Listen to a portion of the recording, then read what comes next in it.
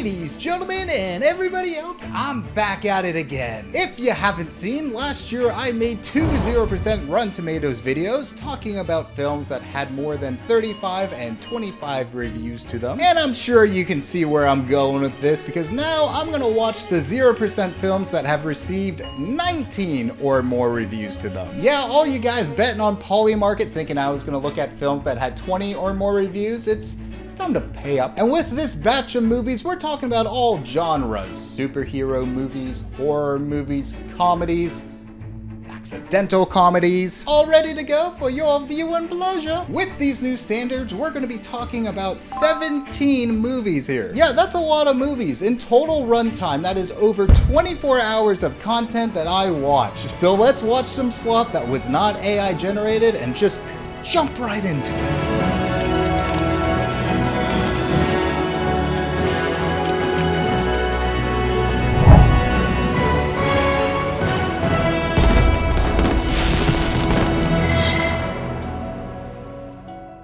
So what is a 0% Rotten Tomatoes video without some comically bad movies? One of these movies, and a prime example of why I love making these types of videos, is Beneath the Darkness.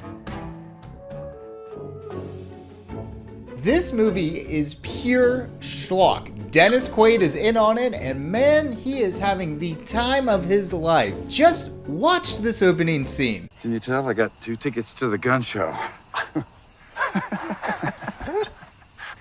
Funny son of a bitch, man. No, I mean I got 2 tickets to the gun show. Whoa, dude! That would be sick! I would love to go to the gun show with you, but only problem is I'm not really in the market for a new gun right now. Do you think they would sell pocket knives at this gun show? So yes, Dennis Quaid plays a psychopath murderer, and my god, does he love every second of it. What the f? You don't do this. Look, man, we go way back. What? It's gonna be our little secret? Is that it? I don't think so. And I'm proud to report that all of this happens within the first 5 minutes. So yes, we still got a whole movie of this baby.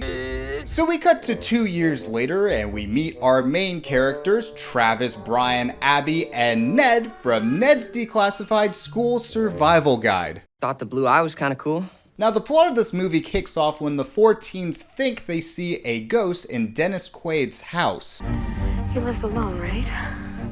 Yeah. So who is that? This house is so haunted. Nobody's gonna believe this.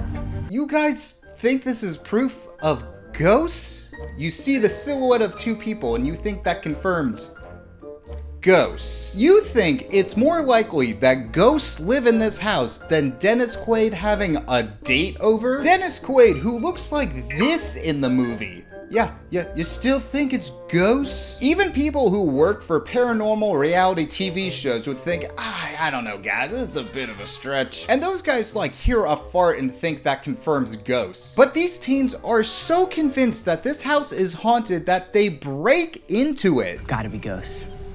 I want to go see him. You are seeing them. No, Danny, I mean, I want to go see him up close. Come on, let's go, guys.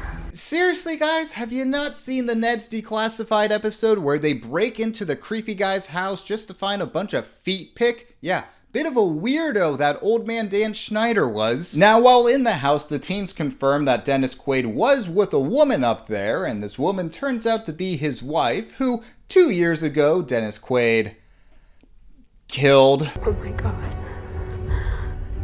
She's dead. So he has been dancing with a corpse for some time now, but I'm just saying it wasn't a ghost. Also, this woman looks great for being dead for 2 years. She must moisturize often. Quaid finds the teens and decides to pick on one of them. Run, you little shit! Please let me go. Please let me go. Okay.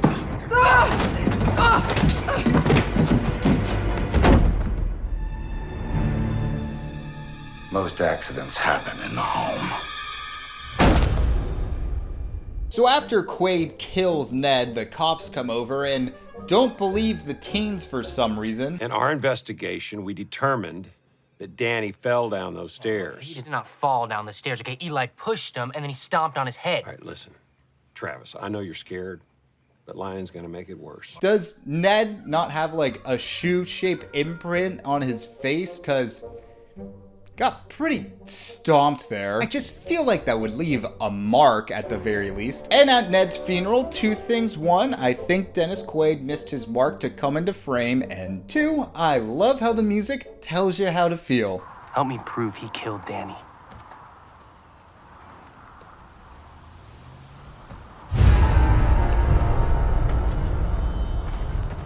The actors just like wait in silence like it's some elementary school play, like, dude, it's your line. I know I've already said this, but Dennis Quaid absolutely makes this movie enjoyable. Like when he talks to his wife's dead body. No, honey. We have to stay here a few more days. Just in case. And then we're gonna party like rock stars. Yeah, partying like rock stars normally does include at least one dead body. I wonder what partying like rock stars looks to these two.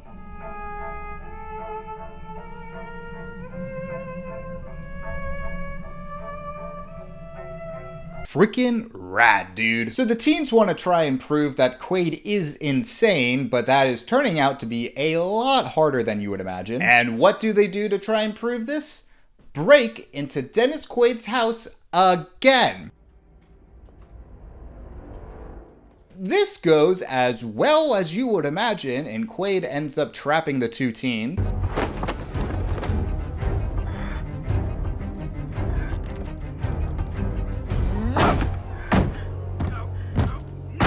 Hey man, are you really partying like a rock star if someone doesn't end up in a coffin? So Quaid takes the teens to a graveyard and makes one of them dig his own grave. Oh. God, I'm a mortician and that makes me gag. That's Jack, Travis. Two of you are gonna be great friends. You're gonna be roomies. But as one of the teens is doing that, the other one is trying to escape, but oh no, did Dennis Quaid see her?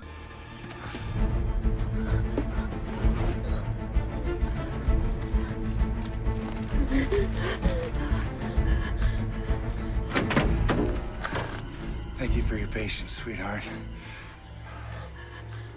Almost done.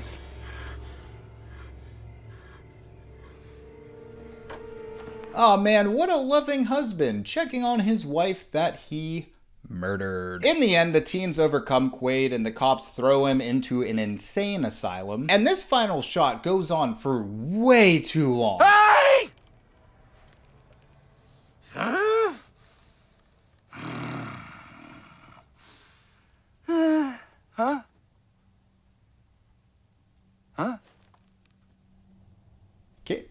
Can he see me? Love sucks. Quaid, my man, where was this energy during the Ronald Reagan movie? With a performance like that, people might have gone out and seen that movie. But overall, Beneath the Darkness is a pretty bland movie that gets saved by an absolutely unhinged performance by Dennis Quaid. He is the only reason why this movie is watchable and the only reason why you would actually check this out. And another movie you would check out purely because of the actor is Precious Cargo. Now, before we get into this movie, I need to explain to you who Randall Emmett is. Emmett is a film producer and, in my opinion, is a huge piece of crap. There are allegations against this guy for casting couch-style propositioning for women to bang him for movie roles. There's workplace abuse and racial discrimination, and believe it or not, even more allegations. He's also a pioneer in the quote-unquote geezer teaser. What is a geezer teaser? Well, it's when a production will hire a older star and plaster them all over the marketing. Then when you actually watch this movie, you realize that they're only in it for about 15 minutes. I'm sure you've seen this practice, no pun intended, in action because it's dominated in the action genre, either starring Bruce Willis or Sylvester Stallone. In the 17 movies we're talking about today, 4 of them are geezer teasers, either starring Sylvester Stallone or Bruce Willis. When making these geezer teasers, Bruce Willis was diagnosed with dementia, and it has been reported that he was exploited a lot on these film sets. Willis most of the time didn't know where he was and actually had to get his lines fed to him through an earpiece. I'm not sure when officially Bruce Willis got this diagnosis or what films he is aware for versus the ones that he is not aware for, but either or, not a good time taking advantage of a senior citizen like that. Precious Cargo is one of these geezer teasers, and it's your typical straight-to-DVD action film filled with the normal amount of cliched action moments. An old lover comes to our main character saying that she's in trouble. I'm in trouble, Jack. Real trouble. They plan a heist with a drunk who's literally passed out at a bar, but my God, is he not the best person to do heist things with. This guy flew on the 160th. Right up until breaking his commander's job. And there's this one actress where I'm going to try and not be mean about this, but let's just say she's not very good at her job. Yeah, concerned for my future employment. My skill set doesn't exactly translate to working at Starbucks. Well, that's a relief. Coming from the guy whose breath still smells like puke. I'll be in the car. No matter how hard you try to be a douchebag, Jack, you're not a douchebag. Again, I'm not trying to be mean here, but like, did you even try? She sounds so disinterested. I'm just like, did you even want to be here? Our main character, Jack, though, is anything but disinterested. To be completely honest, he's a bit annoying and over the top. At the start of the movie, Jack is doing a weapons exchange for money, and the bad guy changes the deal at the last second. No, this is bullshit. This is not what we agreed on. Hey, Pablo, Paco, Pepe, whatever the fuck your name is, leave the weapons on the boat.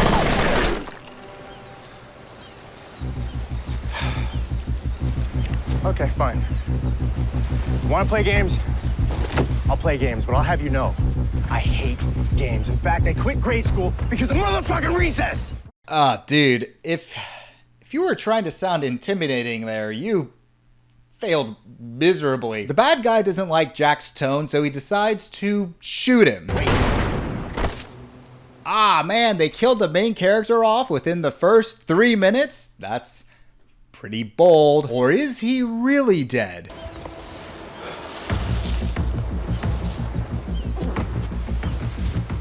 Not cool, hombre. Ah, man, well, I'm sure they got him that time, right? I can do this all day, amigo. Damn, is this guy like a superhero or something? No, he has a friend that's been working for the bad guys team, and that friend replaced the bullets with blanks. So our main character Jack has been faking getting shot and getting back up. Like, damn dude, that is some theater kid energy right there. Not cool, hombre. The movie is about this thief named Karen, which, yes, she does live up to that name. She gets double-crossed by her crime boss and loses these diamonds that are worth millions. And the crime boss is played by Bruce Willis, who is getting his lines phoned to him. I know where you are, and I know what you are doing. I found them, sir. Good. They'll be dead by morning. Finish it. Yes, sir. You are a disappointment to me. Karen said you were the best. And I'm not sure if this is just the early stages of dementia or if Bruce Willis is just being lazy, but either or, I am not making a joke here. Now, Jack and Karen were an item back in the day, but Karen is sort of a Karen and broke up with him, I don't know, maybe like 9 months ago. Are you pregnant? Use a condom. That's all I'm gonna say. Now, because it's Jack's baby, Jack feels like he needs to rebuild this relationship with Karen, even though she is very manipulative and has lied to him in the past. But Jack wants to fix things for the sake of the baby. They pull off this heist, but then Bruce Willis gets them and reveals quite a twist. Let me show you something. No. Eddie. Say bye-bye to the baby. Don't do it, Eddie. Oh, no! No baby! Oh, no, no one's hurt. Holy crap, that is really stupid. Jack, you couldn't feel the diamonds when you were putting your hand on her stomach? Yeah, babies are supposed to kick you, not cut you. So in the end, Jack saves Karen, they get a bunch of money, and we have the classic will they, won't they at the end of this movie. And for the first time in movie history, they don't get together.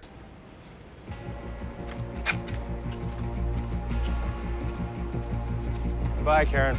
All right, I'll admit, I did not see that one coming. And Karen is so caught off guard by this. She's like, whoa, whoa, whoa, no, you're supposed to end up with me. We're in an action movie. I want to be with you. This house, the money. Without you, It's boring.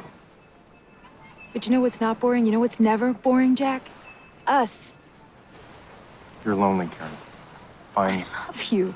And what does Jack do but put his phone in the sand as Karen is talking to him and tease off into the ocean? Jack. Hell yeah, who cares that you're gonna need that phone later? You gotta keep up that theater kid energy. And this gritty action film finishes just like any other action film with bloopers. Got any pickles? You want to shove it in your ass?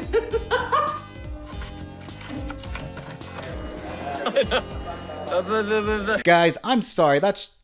Oh, crap. Line? Guys, just... Guys, I'm sorry, it's just like... Sam, stop laughing. You laughing makes me laugh.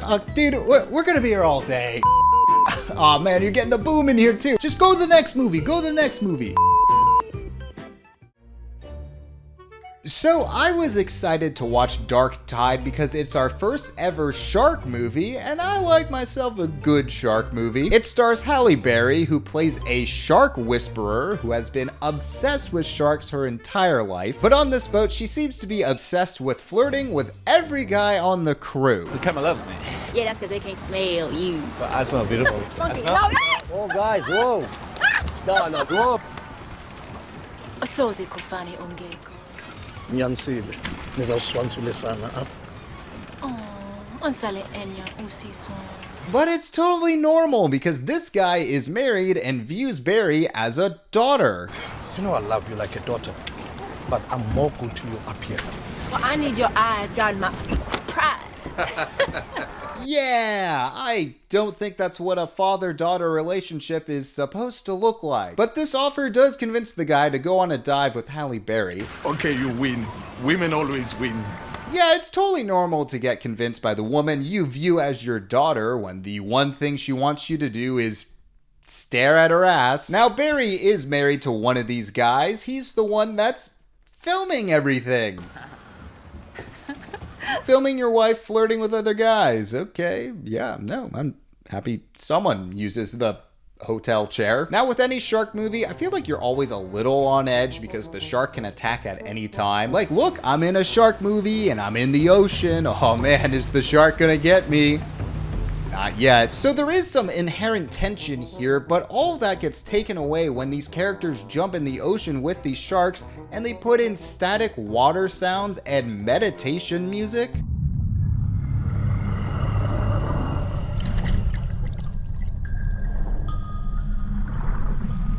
Oh, okay, yeah. You know, sharks really aren't as scary when you start petting them. There's one point where a shark starts swimming up to Halle Berry and you're like, oh damn, is something bad gonna happen here? And she just pushes it away.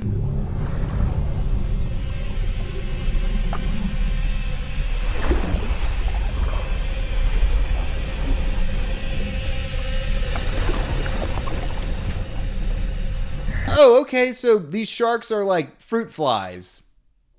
Cool. So when something finally does go wrong, I'm not really shocked. I'm more just like, oh, okay.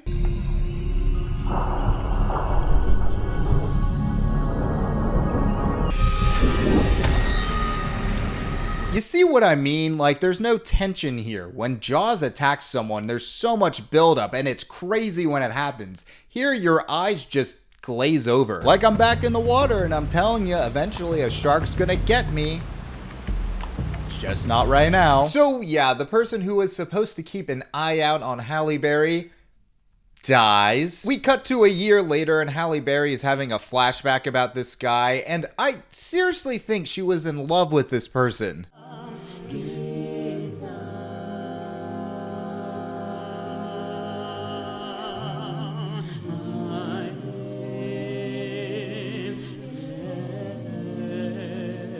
I'm sorry you need to find a new bull. But now Barry doesn't like swimming with sharks and the bills are starting to pile up. It gets to the point where the husband has to set up this voyage with this very rich British guy who wants to go swimming with great whites with his son. And this British guy is like the most snooty rich person ever. No smoking.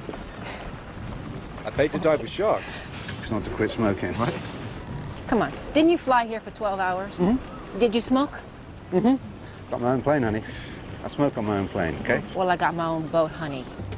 There you go. Okay, but I'm warning you all, I'm gonna get cranky. Yes, I think we'll all be very surprised when this guy dies. I'm gonna get cranky. Just like at the start of the movie, the film has a really hard time building up tension. These dives where they're underwater should be really intense because they are swimming with sharks and other sea animals, but these dives aren't because they keep putting music in the background that makes you want to fall asleep.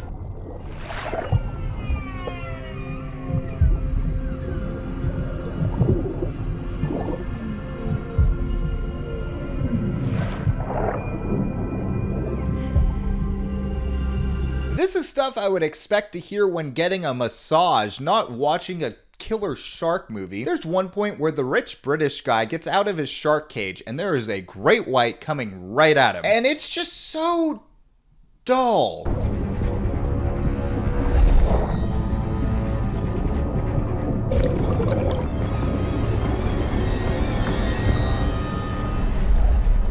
Yeah, just shove the great white aside like it's some dog trying to step on your work computer. Now, after all this back and forth, Halle Berry's just like, you know, F it, rich guy. You want to see some bad sharks? I'm going to take you to the worst part of Shark Town, Shark Alley.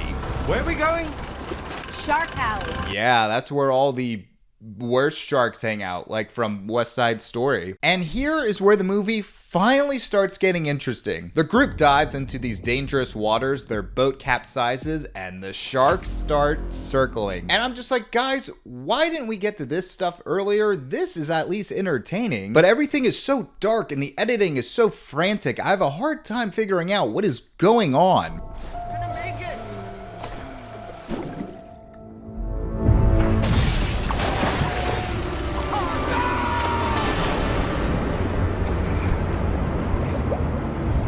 Wait, did the British guy just die? I can't tell. There was like 6 cuts in 3 seconds there. Well, at least we get the final showdown between Halle Berry and the shark.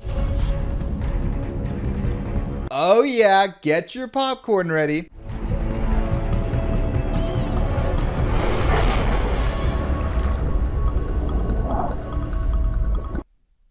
You're just gonna shove it aside. Yeah, that sounds about right. So they all get saved except for the rich British guy, which I'm sorry, I know you're all very bummed out about that. I wish this movie had spent more time on the shipwreck part because that is the most entertaining sequence by far, and you have to slug through a whole hour 40 to get to it. I will give credit to Halle Berry, she is trying here, but everything around her is just so lackluster that she can't even save this film. There was potential here, maybe after a few more rewrites or a couple more director's notes, but it just doesn't work. If you want to hear about a movie that does work, let me show you Max Steel. Max Steel is probably the best technical film I've ever seen at 0%. And I don't mean that this is like my favorite film I've ever seen doing this, but it feels like not enough people have watched this movie to get it above a 0%. Like, this movie is so generic and does things well enough, someone in the world is gonna like it. It's a very standard superhero origin story starring a discount Andrew Garfield. And if you're wondering, yeah, that was the shark attack I was building up to. Honestly, at times, Max Steel is so standard, it feels like you're learning a video game tutorial on what buttons to press for certain combos. I've been telling you, if we work together, we can harmonize tachyon energy so that it becomes fart. car turbo energy. Turbo? Really? Yes, it's very powerful. The energy can enhance your physical attributes. Max has these superpowers because his dad is actually an alien. Yeah, he looks like an alien, right? And a lot of the first half of this movie is just our main character, Max, hearing loud screaming.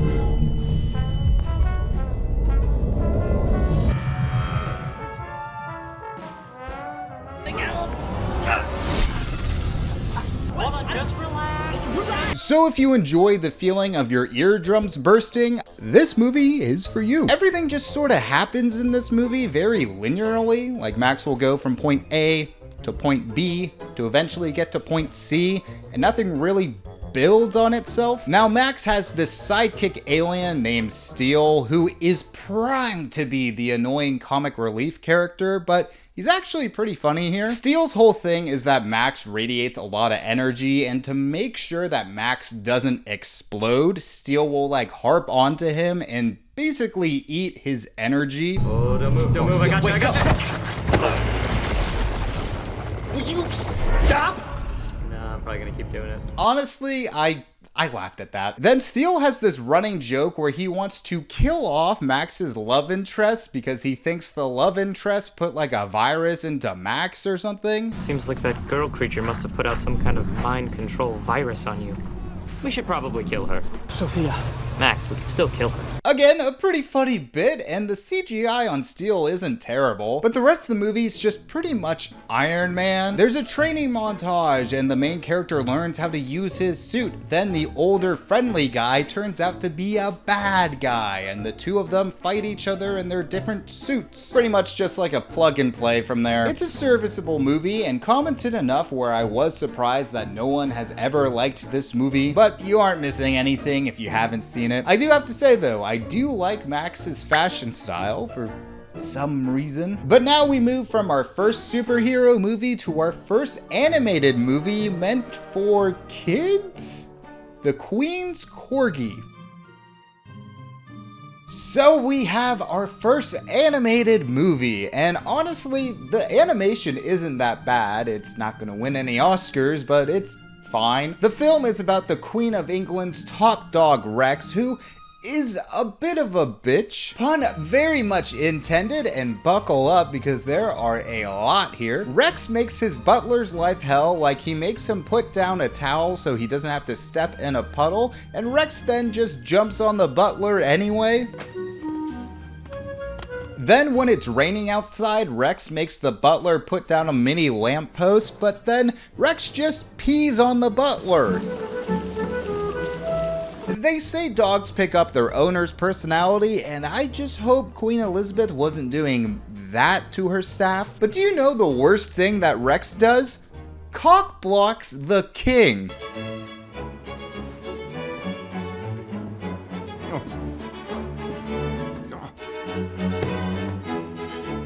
Yeah, man's best friend, huh? But it's a big day for the royal family because someone's coming into town and they're replacing all of their tea with bottles of Kofifi. I wonder who could be showing up.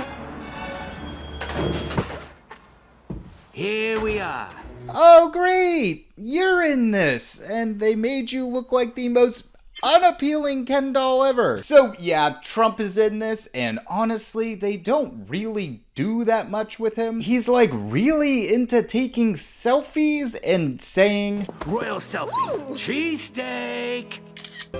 Royal selfie, cheesesteak. Which, okay, that's just pretty odd. Like, I don't even think I've ever seen Trump eat a cheesesteak. It would be like if my catchphrase was, oh, I hope you guys like and subscribe. Like, I never say that. But Trump has his own corgi, and the British corgis absolutely dog on her looks. Boy, that corgi is ugly.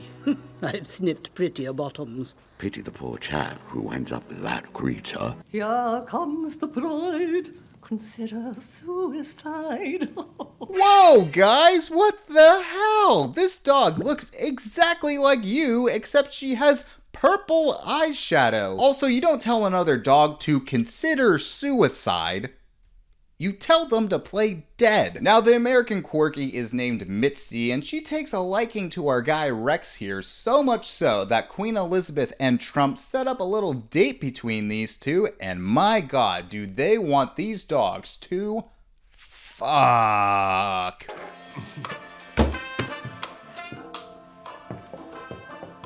Majesty?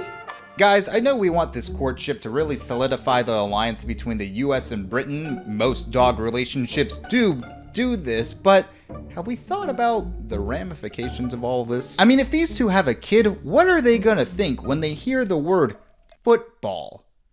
I mean, that's just really confusing. So Mitzi takes this very romantic setting with Rex and decides to sexually assault him. Let's get something in the diary. Please get off of me. I need to go for a royal wee. Oh, hush, little puppy. Get off me. What part of no don't you understand? Both the N and the O. Ha ha ha, yeah! Woof! The movie really thinks this is funny too. Please. Listen, okay. I'll get my people to speak to your people, and your people can speak to my people. I don't do that. You can run, but you can't hide. No, guys, the music is upbeat and quirky, so you're supposed to laugh at this dog who's begging for help. I'm getting hotter. I can feel it. In more ways than one. Wow, you did not need to make that joke in this movie. Well, I guess this does confirm that dogs pick up their owner's personality. I mean, Trump did tell his dog to go grab him by the puppies. All right then, Mitzi. Grab some puppy. Ooh. Yes, this animated movie was definitely meant for kids. Now, this chase between Rex and Mitzi ends with Rex doing what dogs do best, fetching some balls. Mr. President. I believe this is yours, Your Majesty. Absolutely amazing. Why watch any Disney movie when you got this? And believe it or not, this all happens within the first 15 minutes. Yeah, we got well over an hour of movie left here. I do have to say though, the rest of the movie really isn't as jaw-dropping. One of the other Corgis is jealous of Rex and decides to try and kill him. You had your chance, now it's my turn. I guess that could constitute jaw-dropping for an animated movie. Rex survives though and ends up at an animal shelter where he meets a female dog named Wanda who recognizes him. Rex, the Queen's top dog. He was telling the truth. And Wanda is basically a gold digger because she starts cozying up next to Rex and tries to get with him even though she already has another boyfriend dog. You know, I find you very attractive, Rex. You've got noble bearing, strong teeth, fluffy belly. I try to look after myself. Kind of dog a girl would stray for. Really? Isn't it obvious? I've been crazy about you since I first saw you. Is that offer of Buckingham Palace still available? For you, Wanda, anything. And if you thought the whole grab him by the puppies was over, you were wrong. He nearly broke my back. No. Where? Here? A bit further down. There? Yes. What about there? Ooh, that's the spot. Interesting. A dog who is living on the streets grabbing other dogs in that area. Huh. Makes you wonder what their owner must have done for work if their dog started picking up that type of personality. Now you might think, well, Rex is a royal dog that just went missing. Surely the first place everyone would check is the animal shelter, right? Well, you forgot that everyone in this movie is a dumbass. Charlie, what have you found? Oh no! He's been eaten by foxes! Just so you know too, the blood outline there is just ketchup.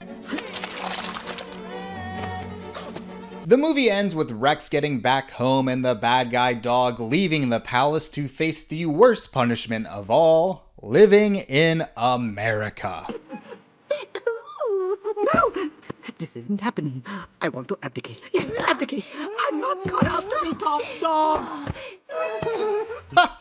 Yes, assault is very funny. Some would argue if the roles were reversed and this was a female dog being forced to stay with a male dog, it would even be funnier. Grab some puppy. So if you couldn't tell, there are a lot of adult jokes here that you could argue would just go over kids' heads, but they are making fun of some very not fun topics. It tries to balance being a kids movie that has jokes for adults. It just does not do it well. Like, there's a whole subplot about dogs participating in their own fight club. Who wants to watch that? It doesn't have awful animation, but that's pretty much the only positive I can say about this movie. That's positive spelled normally, also not positive. I'm done with the puns for now. Another movie that was definitely made for older audiences is Alarum. Wee woo, wee woo. That's right, folks. We got another geezer teaser here. This time, instead of Bruce Willis, we have Sylvester Stallone, but don't you worry, this is still produced by Randall Emmett, so you're in for a treat here. The movie's about these two spies turned lovers who literally meet one another fighting. The two fall out of a window together and land on a car and then look at each other and they're like, hey, you're sort of hot. You want to head out of here?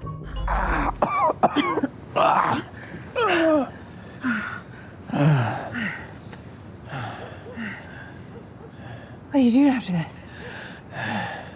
No plans.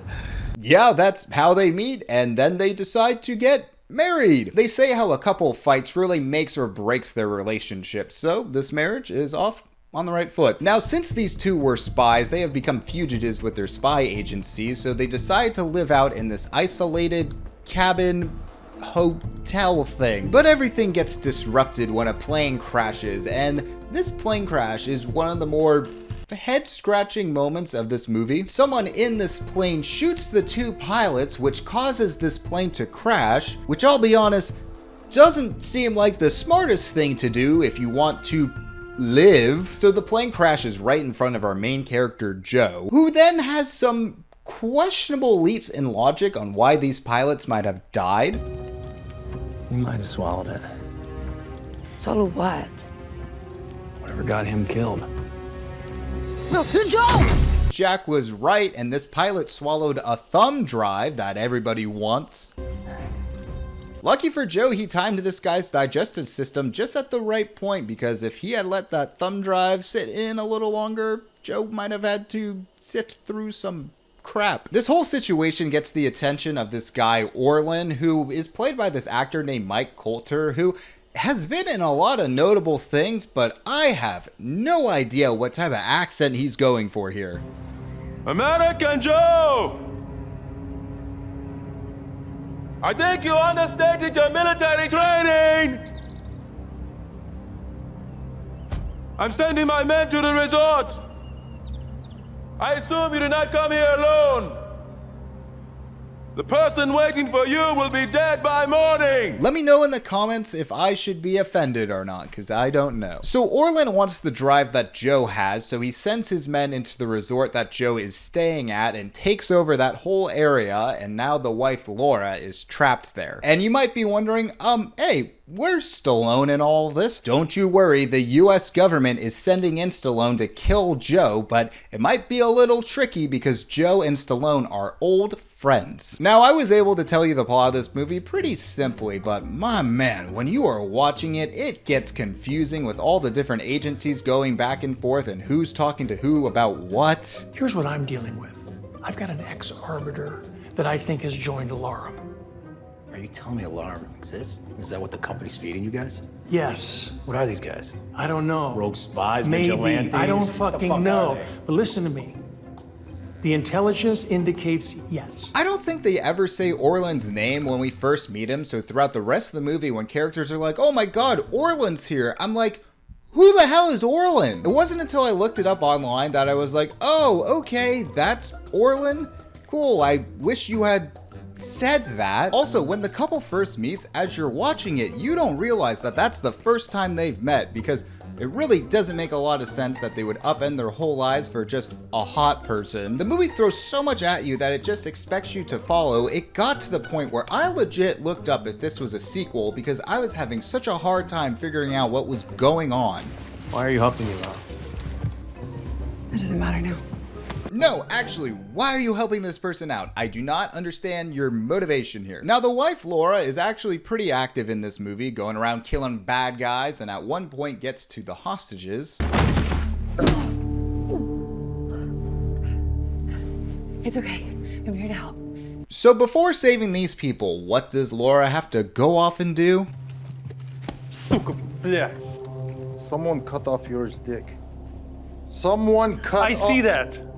Okay, I'm all about sending a message and whatnot, but maybe get the hostages out of this dangerous situation before performing this little home circumcision. Could you imagine if you're one of these hostages and you go to check in on Laura and you're like, oh, hi, ma'am, could you help us? Oh my God, what are you doing? No, I don't think you need to shove it up there. I think the body sends a clear enough message. And I'm sure you're thinking, no, T. Ford, this is badass. And I would say, no, it's not. But this movie does try to focus on being as badass as possible. Like the bad guy Orlin, he kills his own men just because they aren't listening to him. And he makes sure that they are dead. Man, this guy is really badass. Even Stallone has his own tough guy talk. This is an AA-12. Now, the only flaw with this weapon is it makes everything too easy. Damn, for that type of gun, you usually need to put in a cheat code. Stallone in this movie, I don't want to say he's not trying, but he's more just there. Like, I would say he gives the most C- performance I have ever seen. Yeah. Oh, God damn. My back is tight. Can you do me a favor, all right? Seriously. It's embarrassing. Could you pull me up just a little bit? It locks up. Hate to admit that. Like, come on, was that the best take you had of Stallone there? So Orlin has Stallone and Joe trapped in this hotel room, and then we get some top tier special effects where they shoot grenades into this hotel room, which just sort of turns on the lights.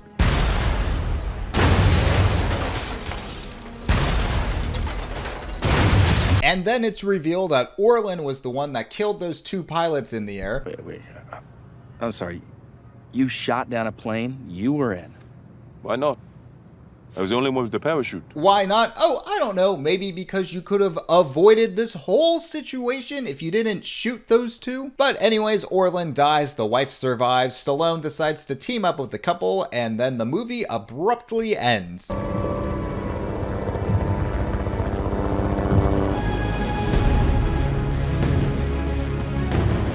Oh, okay, I guess we're done here. This movie was just very boring. I didn't talk about the action very much, but it's just your typical bland geezer teaser stuff. I was very confused when watching this movie, and I wasn't sure why we were focusing on certain things. A lot of things weren't even explained enough to follow a basic plot. I wish I could say I was expecting more, but I wasn't. But a movie that explains things a little too much is our next film, Stolen.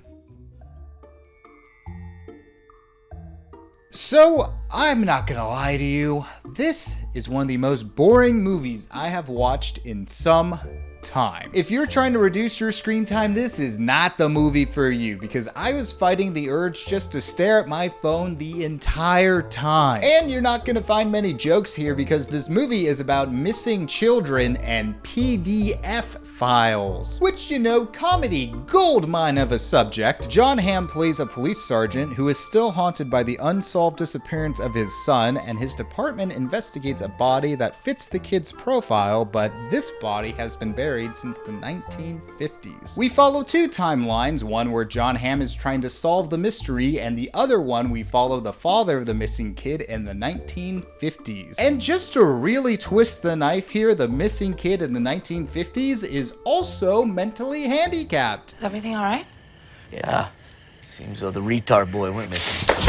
Just Why? Here's the thing though, you would not be able to pick up that this kid was mentally handicapped just by watching the movie. This kid does crazy things like wanting toys, wandering off when he's not supposed to, and before long drives is told to pee beforehand. Anyone use the restroom?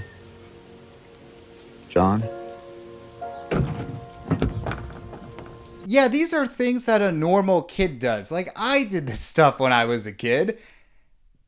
Oh. But watching this movie, I would not have been able to tell that this kid was mentally handicapped. It's only because the movie told me he was. Now, Jon Hamm is on the case, and he uses 2008 technology to recreate what this deceased child's face would have looked like back in the day. Which, just as a reminder, this is what the kid looks like. Let's see how they did. Your idea was brilliant. Oh my God, what is that? I think it's pretty close to what he looked like. This is unbelievable work. I mean, is it though? Like, it looks like a cheap sex doll head with a wig on it. We gotta get this out to all the channels we know. Oh no, do not put that on the... A boy between the ages of 8 and 10 was unearthed at the Burns construction site on North Dixon. Dude, what are you guys doing? You're gonna get memed into oblivion. Also, how is this gonna help you in the investigation? Because the present day cops know that this kid has been missing since the 1950s. It's 2008 in this movie. And you think this mannequin head with a wig is gonna remind some 70-year-old about a kid who's been missing for like over 50 years at this point? Like, guys, I don't think you're using your resources properly here. We gotta get this out to all the channels we know. So we get the big reveal on who the killer is.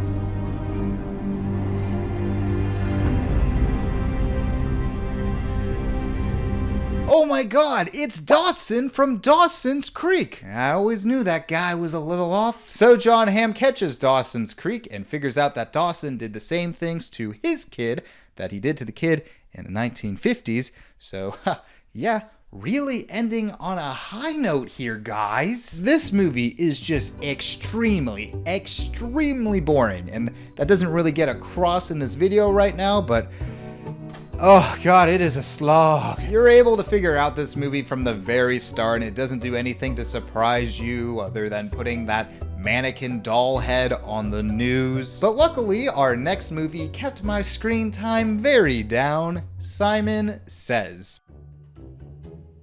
Alright, so NBA superstar Dennis Rodman is in this movie, and if you don't know who he is, he's a really good basketball player who has a soft spot for North Korea. And I know basketball players becoming actors is always a recipe for success, which is why I don't think you'll be surprised to hear that Dennis Rodman in this movie is actually not that bad. Come on, Colonel, I see this all the time.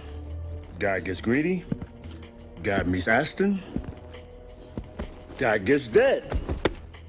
Call me when you're ready to talk.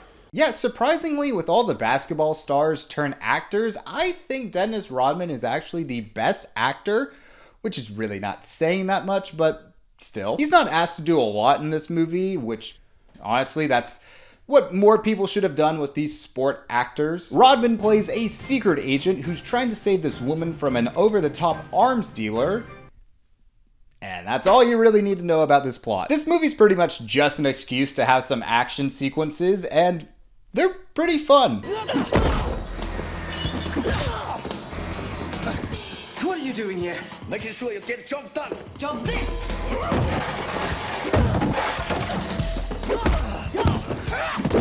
And this movie has some great 90s charm to it. Like, Rodman and his crew escape a car chase by just driving off the side of the road and deploying a car parachute.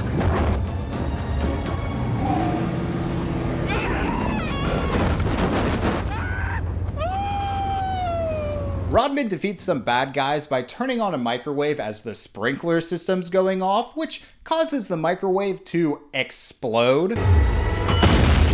And flashing light warning here, skip to this time code if you don't want to see that. But Rodman meets up with this assassin woman that he had a fling with back in the day. They fight each other, which causes them to slowly lose articles of clothing. And it gets to the point where they're just like, F it, and decide to bang each other with EDM music and flashing lights. Tell me about Gabrielle. Later. Later? Yeah. Right now, I want to work out. Yeah, cows just don't make the same cheese like they did in the 90s. And there are a lot more moments like this throughout the movie.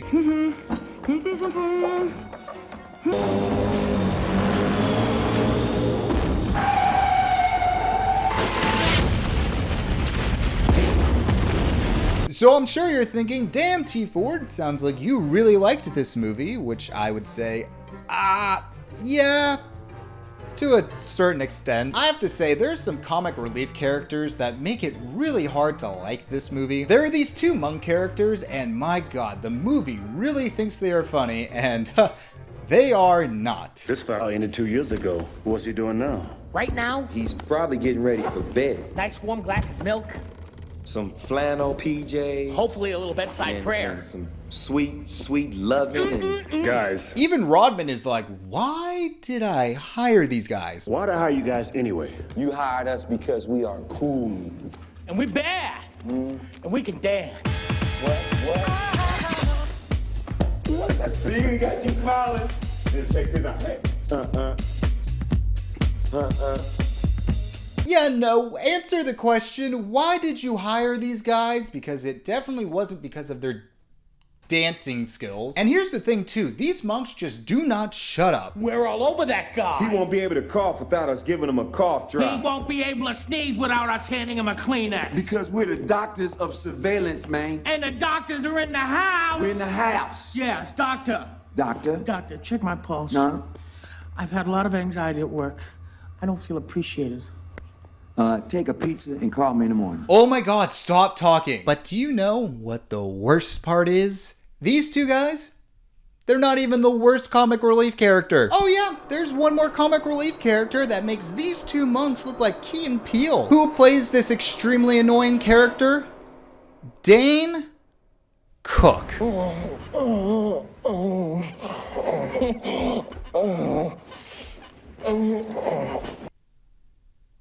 Am I like your dog now?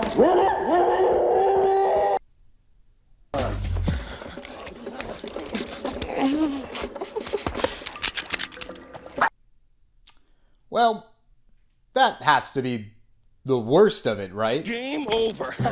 You got moves, you got moves, I got moves, okay? Don't let me get all Jurassic on your ass, yeah?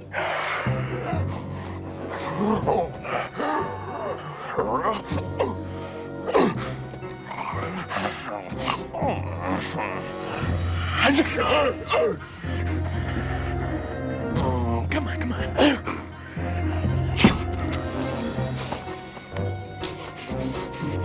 Oh my god, someone please stop the bit. Thank you. So there are 3 comic relief characters, and when they are all together, it's just...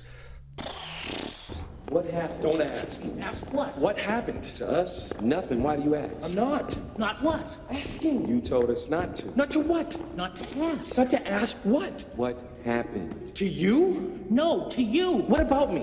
What happened? Jesus, please shut up. There's one point where Dane Cook thinks he's talking to God, but it's just the monks making him do stupid things. Come on, go, Nick. Say go, Jesus, go, Jesus, go. Go, Jesus, go, Jesus, go. Now break down. Yeah, go, Nick. Say, ooh, ooh, ooh, ooh. Say, ooh, ooh, ooh. So they get Dane Cook to fall down into their secret lair, and this happens. Who are you guys? We're monks. Monks of death.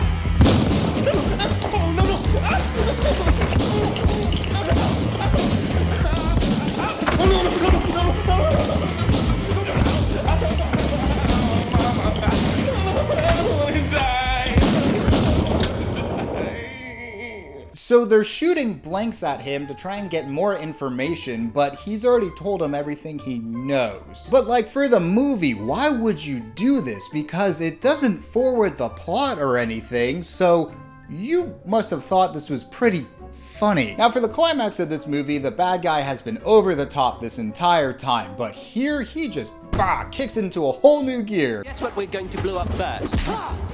Your ego? No. But nice try, sailor. The Eiffel Tower. Why? Because it's big and it's delicious. And I'm tired of looking at it. The villain tells Rodman his whole evil plan, and Rodman tries to stop him, but not before the bad guy can become a Sith Lord. You've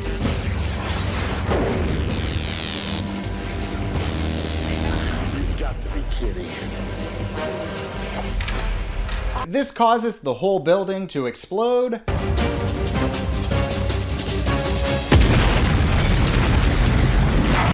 Sure. And the movie ends with Dane Cook deciding to pick up jobs like Dennis Rodman and even starts to look like Dennis Rodman. Ha! It's done!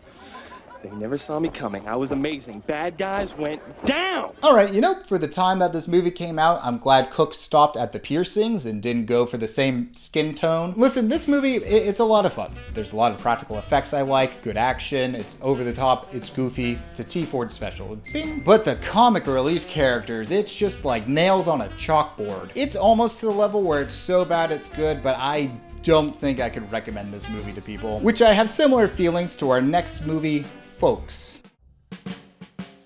Folks is a comedy that is very tonally off. It stars a mustache-less Tom Selleck who goes to visit his parents in Florida after his mom is hospitalized. In Florida, Selleck sees his dad for the first time in 8 years, and they have some very funny bits. Like his dad, sorry, I can't even hold it in. His dad, yeah, he has dementia. The dad's like, I don't know where I am, and I'm always confused. Hop, get down from there! Launch the aircraft! Since the mom's been hospitalized, the dad tries to make dinner, and he ends up burning down the house.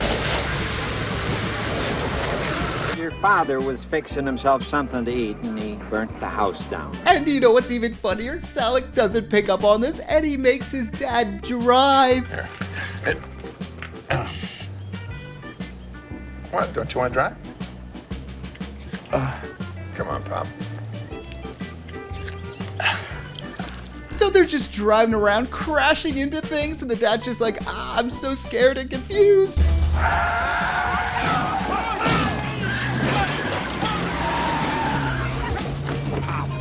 Pop! Stop the car! Yeah, so that's hilarious, but the best part is when the dad doesn't even recognize his own son. Come on, Pop, let's get out of here. Who are you? Oh, I'm sorry, I'm about to start crying, it's so funny. It gets to the point where the dad like snaps back into reality and he's talking to his son and I'm just gonna let it play out. You saw me. I forget who I am, where I am. Not just me, John. It's been hard for your mother. She'd be a lot better off without me. What are you saying? I don't want to live like that. That isn't life. You got to do something. What can I do? You know. Something. Something that'll end my life for me. Oh man, that's such a knee slapper. Why aren't you laughing? So yeah, the main comedic beats of this movie are that the dad is confused and it's in really poor taste. Like, this is a tragedy, losing your father this way. Lucky for Selleck, or maybe unlucky for Selleck, he has the sister, Arlene, who is literally known as the bitch. Who are you here to see? Arlene Setters. Oh, yes, the bitch, 907. Arlene's character is basically to be the worst person ever. She dates these men and will try and make them jealous at any cost, and I mean any cost. Is that Mr. Wright? Jesus, Arlene! So jealous and driving crazy. Yo! What the fuck? Despite his sister forcing herself onto him, Tom Selleck's character is a very happy-go-lucky guy who always does the right thing and brings his parents into his small apartment to live with his wife and kids. And classic zany things keep happening to Selleck, like him just flying out of a car. Or him just being too tired, so he sleeps on a door. John? Yes, very wacky indeed. But the movie decides to turn up the zaniness and they just start torturing Selleck. The mafia gets involved at one point and they break Selleck's hand, and the dad comes by shooting at these mafia guys, but the gunshot ends up blowing out Selleck's eardrum. And then Selleck falls out of a balcony and hurts his balls. All of this ends with Selleck breaking his leg, breaking his hand, having a damaged eye, and losing a ball. I felt it was best to operate. Lots of men only have one testicle. But the movie's not done yet. No, they want to make sure that Selleck has the worst life possible, so the FBI comes in and freezes his bank account. He gets evicted from his apartment, and then his wife leaves him. The bank informed me that the account has been seized by the FBI. 30 days. This whole bit ends with Selleck being bedridden and made fun of for having one ball. Hey, one nut, you want a beer? Damn, Selleck, what Etsy witch did you piss off? It's weird because the movie has a lot of 90s wackiness to it, but the movie is filled with so much dark humor that it doesn't really fit in tone with the 90s. Like, Selleck is this happy-go-lucky guy that people treat terribly. You just feel bad for the guy, like his life is falling apart, and it's not like haha funny, it's more just rage-inducing. Like, this guy doesn't deserve any of this. This stuff is funny when a bad person gets their comeuppance, but when it happens to a nice person, you're just like, damn, that sucks. All of this breaks Selleck to the point where he loses his mind, and I think we have established that losing your mind is very funny. But the parents realize the toll that they have taken on Selleck and decide to do something about it. You know, John, last night your father and I were on the balcony and we were holding hands. We looked up at the stars and we were talking about your situation. And we decided to jump. We changed our mind. Your father reminded me that it would be selfish to commit suicide. You wouldn't be able to collect on our insurance. But if we were killed in an accident, there's double indemnity. Holy crap! Yeah, so the parents want Selleck to help them plan how they're gonna die, and you know Arlene is down for it. We split it 50-50, John. And at this point, Selleck is just like, you know, sure, why not? Let's stage a car crash on the freeway. Well, go get him, Pop.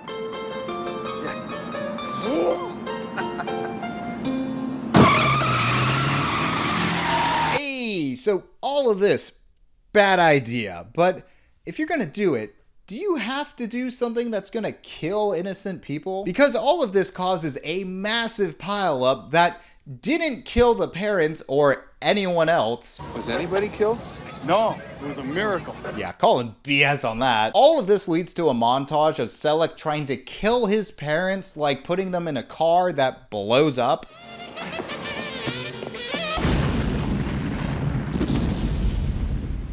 And then dropping them off in the black neighborhood. Relax, Harry. This shouldn't take long.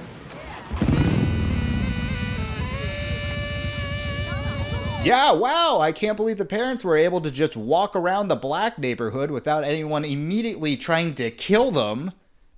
He said sarcastically. Finally, the parents try to end it all by crashing a plane, which, yeah, you can figure out that this movie came out before 9/11. Selleck realizes that trying to kill your parents is a bad thing, which is a lesson I didn't think we had to say out loud, but okay, we'll make that crystal clear. So Selleck saves his parents, they end up going to buy a new house, the wife comes back into the picture, they all find some secret money, and everyone lives happily ever after, except Arlene. I think her life sucks, but I'm not really sure. The movie's done. Woo! Damn, what a weird movie. It's filled with such bad people and dark plot lines, it's hard to watch at times. For a 90s wacky movie, you would think this would be more lighthearted, but it's not. I guess I'm happy that this movie ended on a happy note, which is something our next movie could not do. John Henry.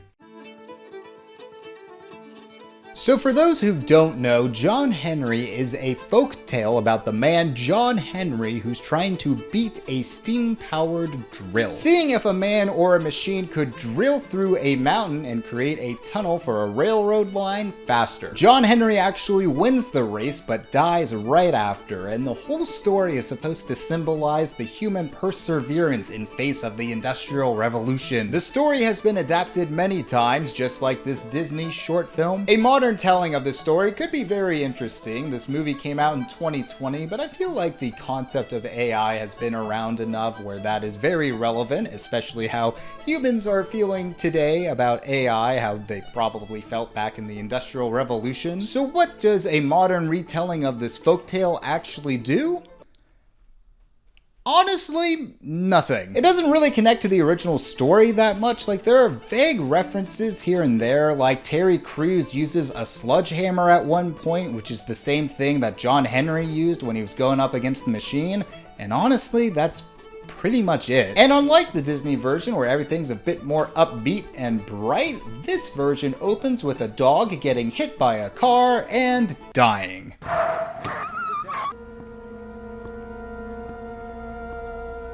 Okay, definitely starting on a downer. I thought this might be the setup for like a really over-the-top movie like John Wick, but no, the dog's just dead. There's actually some interesting direction in this movie with dynamic shots and lighting. The bad guy in this movie is played by Ludacris, who has a golden jaw. Why, you may ask? I don't know, they thought it would be a cool Fortnite character. But Ludacris's whole thing is that his gang and lair represent hell, and there's some really cool aesthetics here.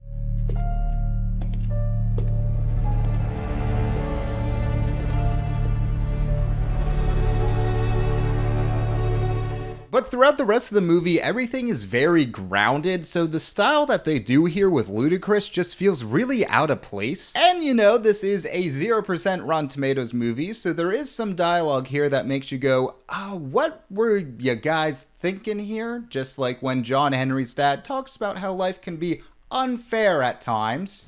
Was it fair that I had a stroke at 52 and lost all practical use of my penis? My dick was legendary, son. Legendary. Every fine piece of ass from Inglewood to Alhambra had a taste of BJ's hammer. Then boom. Soft for the rest of time. It's just not fair. I feel like Taylor Swift should write a song about my hammer and not Travis Kelce's wood. During a shootout at their house, Henry's dad suddenly gets the strength to walk again. How are you standing? Adrenaline's a hell of a drug, son. Yeah, I don't think that's how being wheelchair bound works. Like, no one was like, oh, okay, FDR is being president during World War II, like, not exciting enough for you. The structure for this movie is also just very weird. Like, they have these long sequences of just showing us different parts of LA and having these flashback clips that were filmed on an old camera. These sequences take up so much time that should be used for developing the story or characters. And to be blunt, the only reason why I think these sequences are in the movie is just to pad out the runtime. I will give credit to Terry Crews though, he is trying in this movie. Where? He leaves no bodies. And why'd he leave you? So I'd feel it. And the movie does give John Henry an arc. He starts off the movie not wanting to hurt anyone and won't even pick up a gun during a shootout.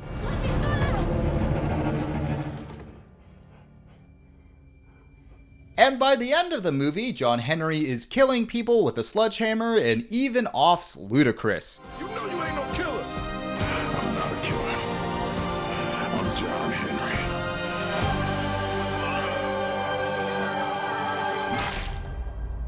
Yes, kids, remember, if you aren't willing to kill people, that's sorta on you and you're sort of a bitch. Violence is always the answer, and that's why I am so good at Jeopardy. And in the end, John Henry dies, because remember, that's how the folktale ends. I honestly was ready to rank this pretty high, but after watching the whole film, there's no like cohesive direction to it all, and the message of violence will solve all of your problems is just like, dude, what the hell? I'm gonna be extremely generous here and say the connection between this movie and the original folktale is that John is, in this movie, fighting the machine that is the system. But it doesn't really work because the system of violence John is fighting is ludicrous and someone's just gonna replace him and uphold that system of violence. You could argue the next movie that we're talking about here also has the message of violence will solve all of your problems, but instead of people, you're killing vampires in Transylvania.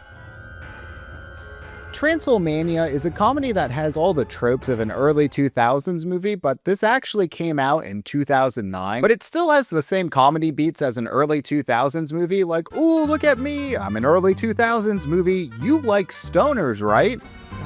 We need to think creatively. And gross out humor is totally in. And gay people.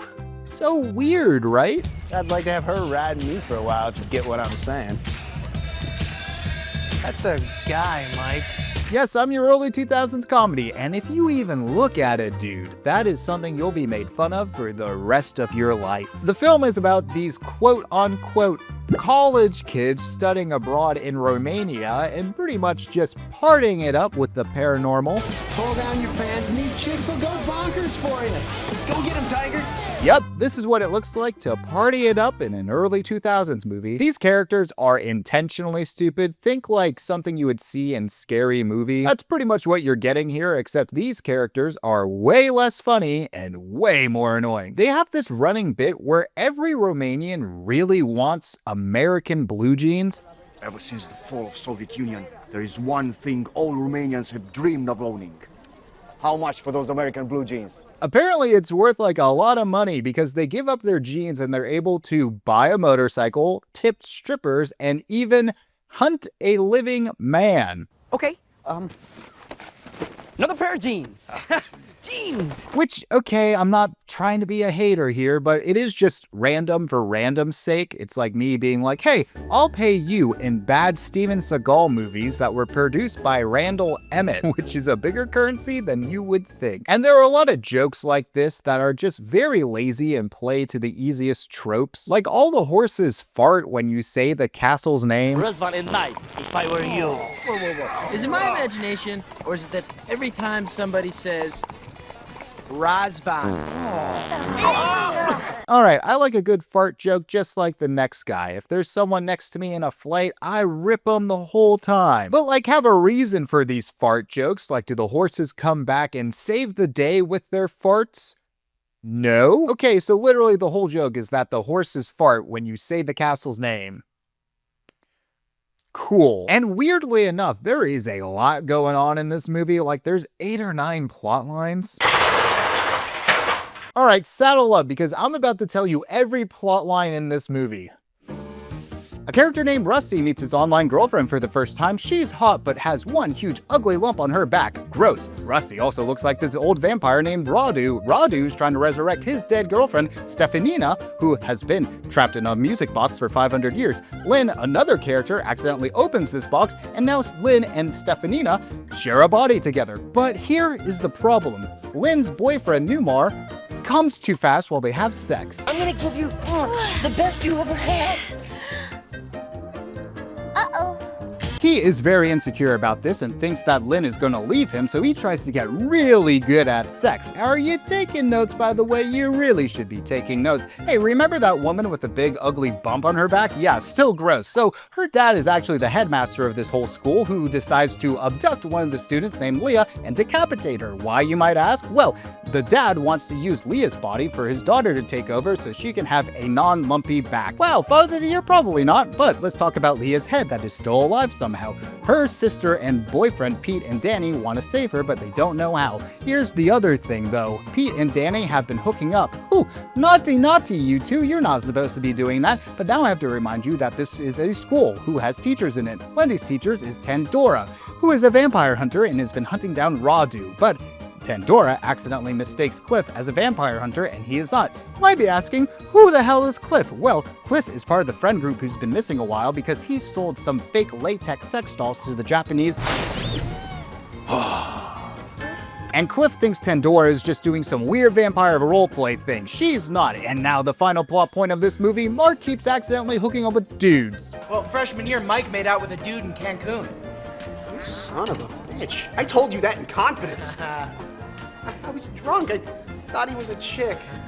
Not so funny now, huh, douchebag? And now we're at the climax of this movie, and Cliff doesn't know who to shoot, Rusty or Radu. They look the same, remember? Oh, he says F it and just shoots one.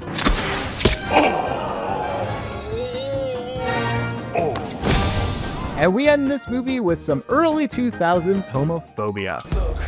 Hey, beautiful. Let's say we take this party back to my place. You brought one too, you naughty girl. Extra large. I hope I don't disappoint you. Oh, you won't be disappointed. So hot. Ha ha ha, yes. This will never not be funny. This movie could have easily been a scary movie type film, but it doesn't even try hard enough to be that. I should be clear, up to the standards of the first scary movie. It's honestly just a lot of bad bits that don't even move the hundreds of storylines they have forward. The sets, props, and costumes aren't bad, but other than that, I do not have anything good to say about this movie. Even a vampire couldn't resurrect this movie, and honestly, I don't think a vampire could resurrect our next film, Armor. Wee woo, wee woo. That's right, we got another geezer teaser here. Another Sylvester Stallone geezer teaser produced by the one, the only Gwen Osborne and Randall Emmett. Yes, Armor is a 2024 movie about a father and son who are both armored truck guards getting ambushed by an elite group while transporting a lot of gold or something like that. This elite group flips the truck over, causing a standoff on this deserted bridge. And man, I hope you like drone shots, because half of this movie is just drone shots.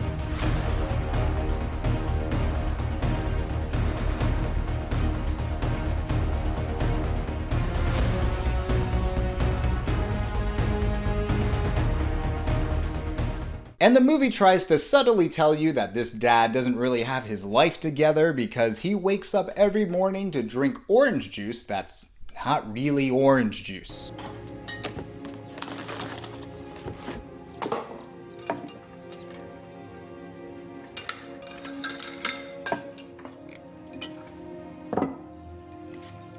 All right, seems like a lot of work to hide your booze. Now, this dad is the chairperson for an AA meeting, and he talks about how alcohol makes you the worst type of person. The bottle does do us, right? It makes you a liar.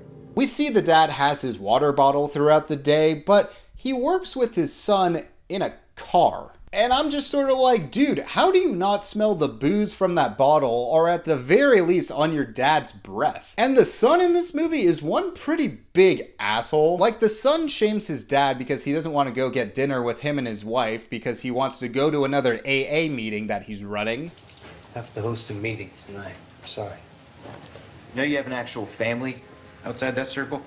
Even though it is on paper the dad's 6-year anniversary of being sober. Well, hey, 6 years sober today, big guy. The son is just sort of a psycho too. I'd kill for some action, honestly. I mean, one tweaker with a gun, so I have an excuse to pull my taser, at least. Yeah, if I could just find one guy who's mentally ill, I would love to beat the fuck out of him. So later on in this movie, the father and son get attacked by these thieves led by the one and only Sylvester Stallone. And after these thieves flip the truck, the father and son get out, and the bad guys have a really slow reaction time.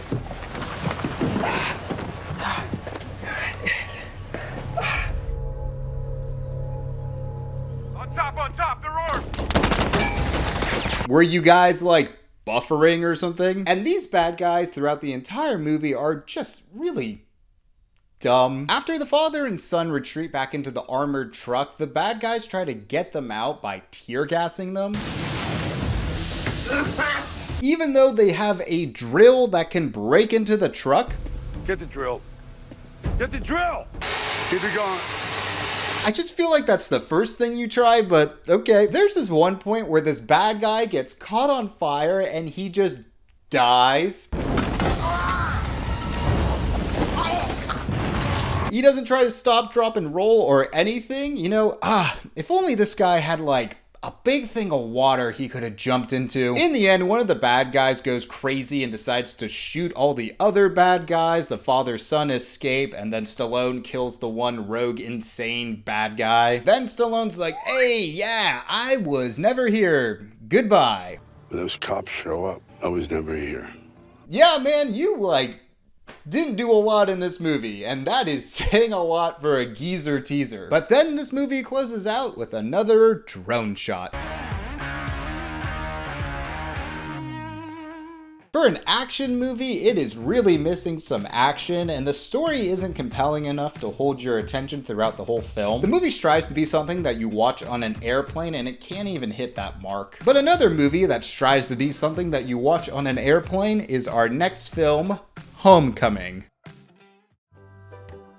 Homecoming is basically a bigger budgeted Lifetime movie, but not the Lifetime movie you're thinking of. The movie is about this woman named Shelby who's dealing with her high school sweetheart Michael coming back into town as their old school retires his football jersey. Which, is that something that high schools do? Anyway, Shelby still thinks that she is dating Michael, but apparently she just forgot that Michael broke up with her. And I'm not gonna lie, I'm not sure if Michael timed the breakup very well. What do you mean? You know what it means, Shelby. We broke up. You remember? After your mom died, I went away to school. I don't live here anymore. Any of this ring a bell? Yeah, remember I broke up with you, your dog died, then you got diagnosed with cancer? Any of this ringing a bell? And to keep up with the theme of Michael sort of being a dick, there's this one point where Shelby makes Michael a sandwich. BLT's still your favorite, right? And after this scene, you can see that Michael didn't even touch this BLT. What the hell, man? I mean, that's pretty rude. A pig died for that sandwich. But do you know what the worst thing Michael has done recently? He brings his new girlfriend, Elizabeth, to the bowling alley that Shelby owns. So Shelby is distraught, and after some very convoluted situations, Shelby accidentally, hits Michael's new girlfriend with her car.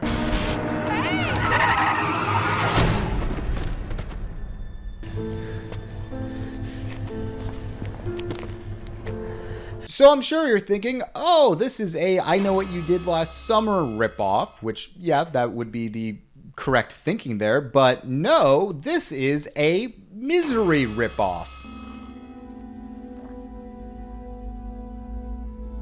And for those who don't know what the movie Misery is about, because that did come out a while ago, I'll recap it here real quick. It's about a famous author who gets into a car crash and is only saved by his #1 fan, and this fan actually nurses him back to health. The only problem is that this fan is a psychopath who doesn't like the author's newest book and actually tortures him into writing a new book. So I'm sure you can see the parallels, because Shelby is actually unhinged, and because Elizabeth is Michael's new girlfriend, Shelby tortures her. Please stop.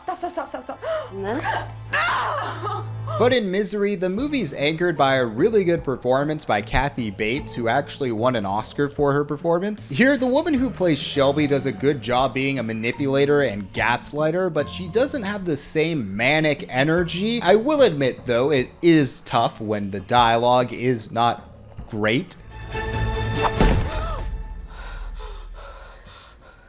Phone ain't working. I just needed some water. Really? Because that doesn't look like a sink, Elizabeth. That looks like a phone. That is a phone, isn't it?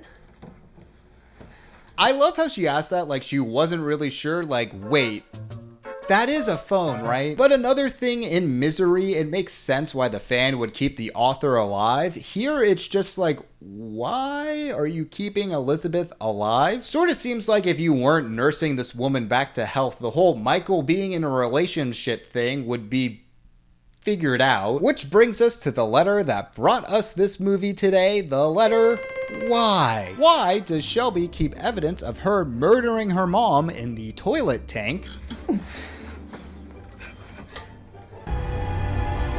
Why does Shelby kill a cop who finds Elizabeth but doesn't kill Elizabeth?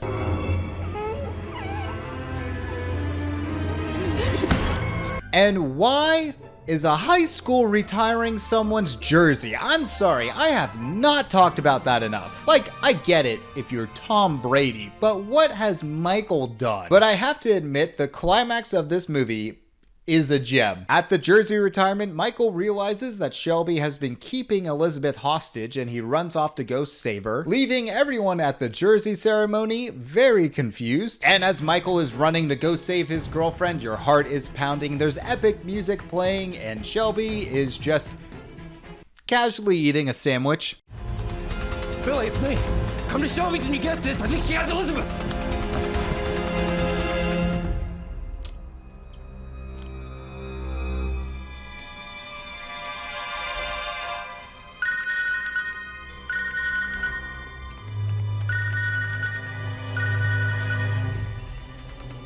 My God, dude, what a cut. Like, it goes on for so long. Okay, but let's get to the real action now. Hey, it's Elizabeth.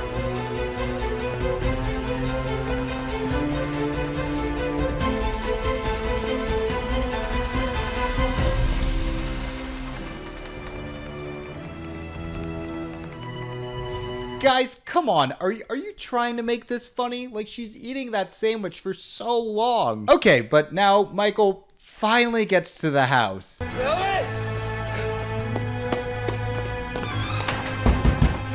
Okay, Shelby, how long have you been eating that sandwich? Because Michael just ran multiple miles to get to your house, and you're only like halfway through that sandwich. Michael just bursts through the door and he's like, whoa, whoa, whoa. Is that my BLT? I was gonna eat that later. Michael finds Elizabeth, which pisses Shelby off, who then shoots Michael, and then Michael pushes Shelby up against a wall, which then causes Shelby to pass out.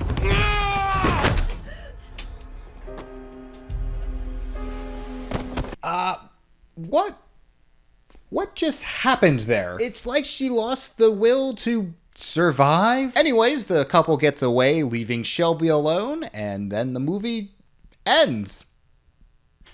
Okay. Yeah, this movie was just very forgettable. Like, there are some parts where this movie is so bad it's good, but not a lot of moments like that. Definitely not going to be the worst on this list, but definitely not the best either. You know, all of this could have been avoided if Shelby had just seen a doctor, just like in the movie Merci Doctor Rey.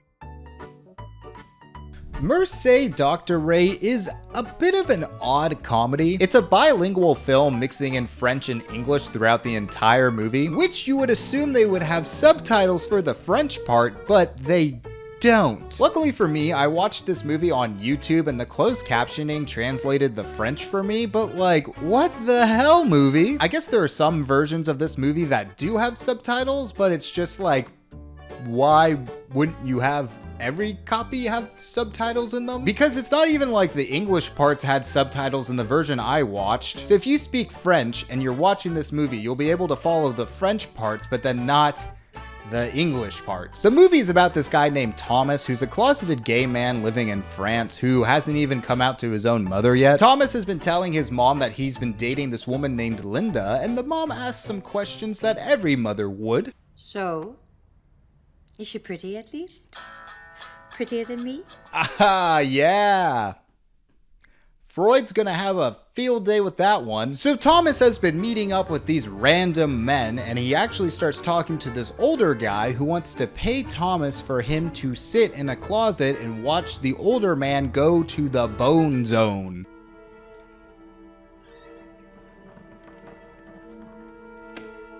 No, guys, come on. This is supposed to be a subtle metaphor. The two men start to undress and start doing exactly what you would expect them to do. Dance.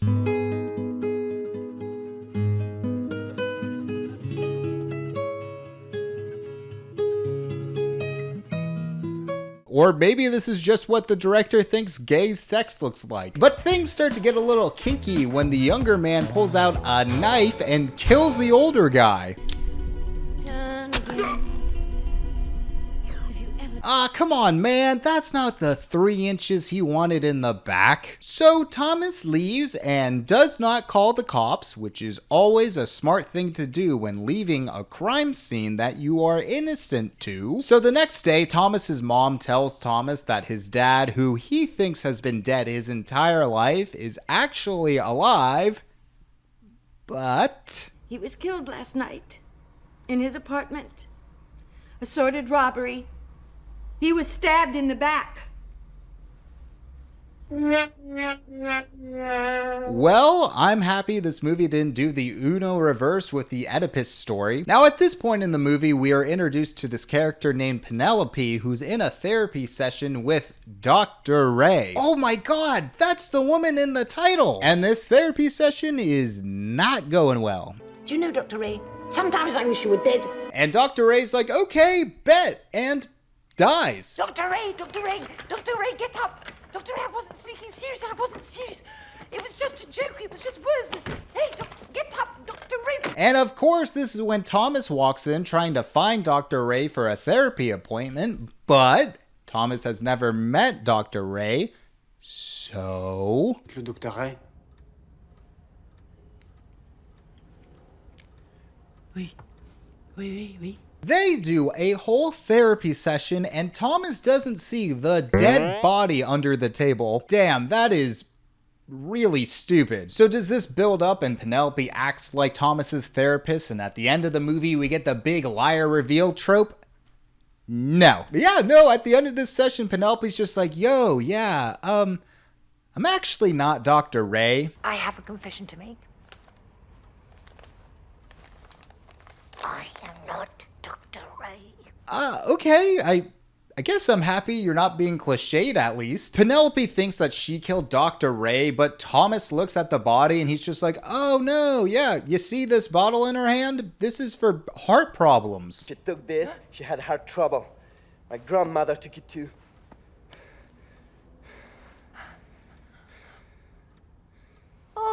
And that's sort of it. Like, they don't call the cops again for some reason. Penelope and Thomas become friends and they try to help each other in their quests throughout the movie, but there's like a lot of buildup here for not a lot of payoff. And this is a problem throughout the entire movie. Like at one point, Thomas makes weed brownies and his mom accidentally eats them and nothing happens. But then the mom gives these brownies to cops and nothing happens. There's one point where the mom calls the last phone number that Thomas called because she thinks he's been kidnapped. The last place Thomas called was this public phone, and these 3 random guys answer it and decide to prank the mom by saying that they do have Thomas and they want a ransom for him. Just to be clear, Thomas is just dicking around France, and all of this that's going on has nothing to do with the main plot. So the mom meets up with these men who then reveal that all of this has just been a prank, and then the mom starts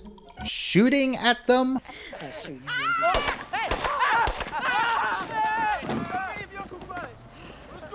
And while that is quite bizarre, it isn't this like big laugh in the movie. You're just sort of like, oh wow, yeah, that was a bit extreme. And you just sort of move on from it. And that's most of this movie. Things just sort of happen and don't really flow together. Honestly, the only consistent thing in this movie is that Thomas is trying to find who killed his dad. Eventually, Thomas finds the killer, who explains that him and Thomas's father were lovers and Thomas's dad had actually just broken up with him. The father was gonna give the killer some money just so he would go away, but then someone else came in and gave more money to the killer so he would murder the father. But before the killer can tell Thomas who paid all the money for his father to be murdered, there's a knock on the door and Thomas is forced to hide in the closet, which again is still a very subtle metaphor. So who is the person that paid to kill Thomas's father? The cafe yesterday. I'm sorry. Look, now is not a good time. Oh my god, the mom did it? No way. Huh. You know, maybe with the dead dad's body, the mom can finally party like a rock star, just like Dennis Quaid. So the cops barge into the apartment and Thomas decides to cover up the murder. Before he died, my father looked up at me and said, Dr. Rey. Cherchez la femme. Oh, okay, yeah, I guess that makes sense. I don't know why Thomas is covering up all of this. That would be nice to get explained. And at the end of this scene, the cast decides to break the fourth wall and take a bow.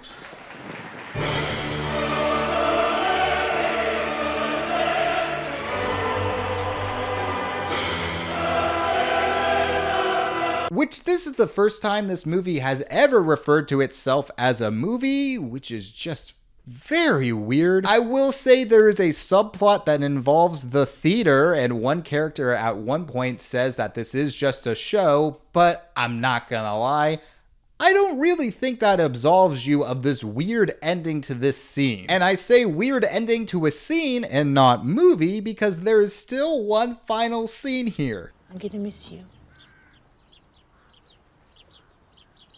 Merci Doctor Rey. Guys, you can't have the cast like sort of take a bow, drop the curtains, and then continue on the movie. You can't try to establish this movie as grounded again after doing something like that. Overall, this was just sort of a weird, generic movie that didn't really connect in any way or build up to anything. I would also be pretty mad if I didn't watch this movie with subtitles. Like, I don't know why they just didn't do that. So sorry, Dr. Rey, but I have nothing to thank you for.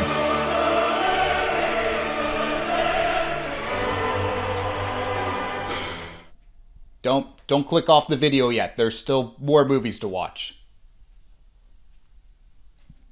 Okay, bye.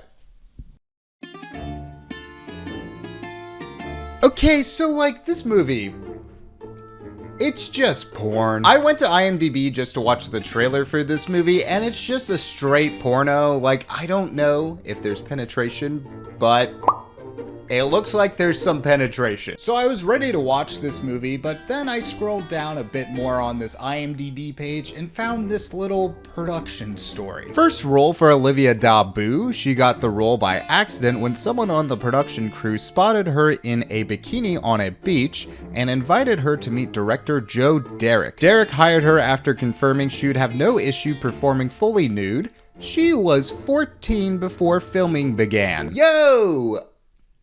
What the fuck? I feel like I just heard someone casually admit to a crime. When this whole production story happened, the woman was only 13. She's not one of the main characters. From what I understand, she's more in a supporting role. But I'm gonna be blunt here, guys. I just don't really want to watch this, so I thought instead we could just read the Wikipedia because it does sound like a pretty wacky movie. Set in the 1920s, Eyre McGillivray is a virginal 23-year-old young American who graduates from an executive British college. Eyre is determined to find the right man for her first sexual encounter. Yes, classic move, trying to lose your virginity after college. Yeah, where the British accent's not doing it for you, Eyre. Eyre first travels to Morocco, where she meets an ideal lover, an Arab sheik who offers to deflower her. Oh, what a gentleman. He's like, hey, if you're having problems, I'm okay taking the hit on this one. He takes her away in a private airplane to an oasis in the desert, but reveals that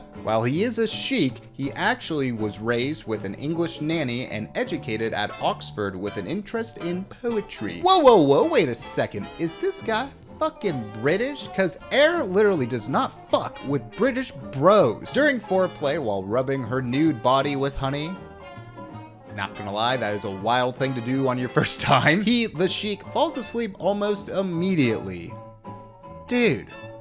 Bro. no. Is this why Air is still a virgin? British guys are just falling asleep on her. This woman's not bad looking or anything either. Like, this is not a problem you would assume she would be having. Giving up on the Sheik, Air goes to Spain where she meets the Taulador Angel Sacristan and sets out to seduce him. Does this woman have like a really annoying voice or something? Why is she seducing him? After several days of courtship and flirting, Angel makes love to Air one morning and he manages to stay awake.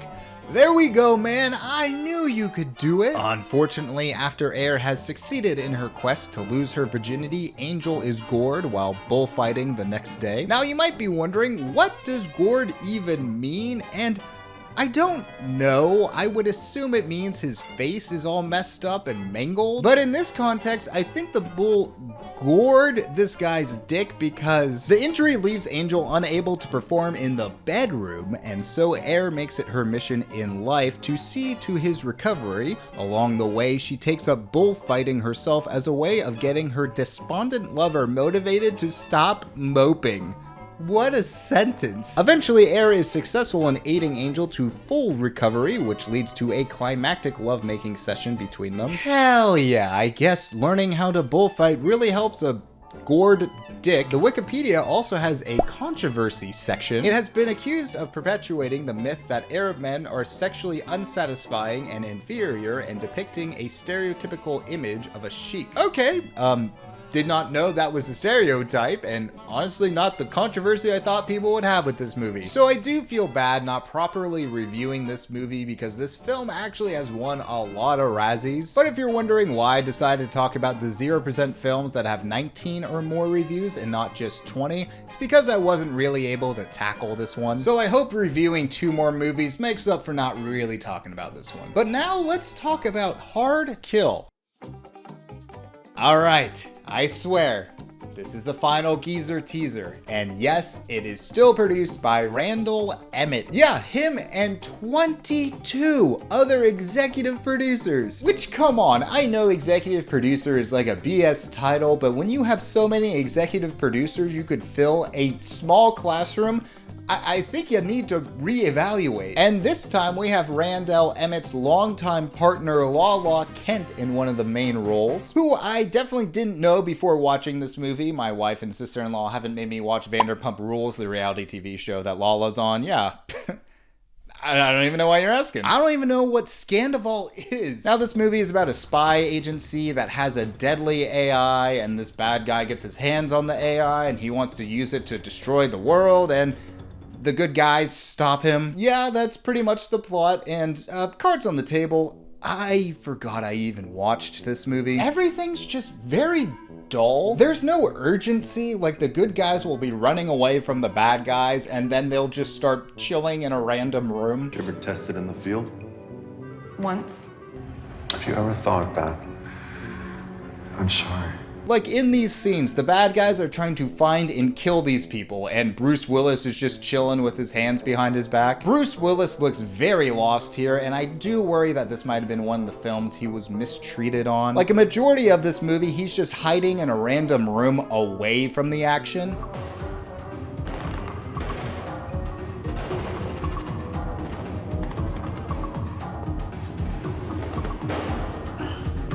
Yeah, not gonna make jokes about that. The movie just moves from one bland action scene to the next bland action scene. There's one point where a good guy switches to the bad guy's team for no reason, and then he dies. Yeah, okay, cool. The movie feels like it's trying to get to the end as soon as possible, which I'm like, okay, well, I feel like I just wasted a lot of time here. Randall Emmett, after watching all these movies, I think you have a very promising career in waste management because you know how to handle trash. I guess you could say these movies have been killing me softly. Killing Me Softly is pretty much that book that your friend's mom is reading with the guy with the long flowy hair on the book cover who sweeps up the woman protagonist and makes sweet, sweet passion fruit drinks for her to consume. So it wasn't surprising for me to hear that this was a book adapted into a movie, and from what I understand, the movie really focuses on the sex part of the book, and my god, do they focus on the sex part of the book. Heather Graham plays this woman named Alice who lives a fine life with a fine boyfriend and is just really content with everything. That is until she accidentally touches hands with the dreamy-eyed Adam. And this brief interaction is all that Alice can think about all day, and it gets to the point where she goes down to where Adam is, they get into his car to go to his place, and they bang. And damn do they bang, to the point where it's honestly just porn. But luckily, no 13-year-olds in this movie, which is something I didn't think I had to be happy about. I should also say these two have not said a single word to each other. Like, Adam asks what Alice's name is. What's your name? Alice. And then they just sit in silence until they decide to do the deed. And the banging was so primo, Alice doesn't just leave her boyfriend to date Adam, she decides to marry him.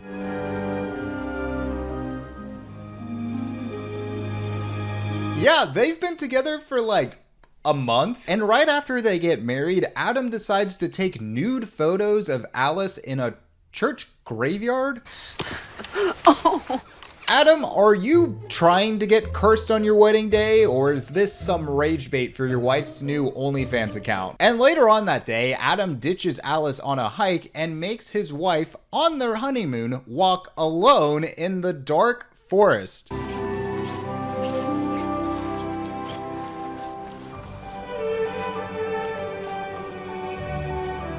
Yeah, don't put the inspirational music there. This is terrible. If I didn't know any better, I would think this guy wants his wife dead. And honestly, this guy might want his wife dead, because Alice is now getting these threatening letters, and the more she learns about her husband, the more concerned she gets. Like, Adam had been dating this other woman before Alice, and that woman has been missing for 8 months. Ooh. And Adam took this woman to the same church graveyard and took nude photos of her, just like he did with Alice.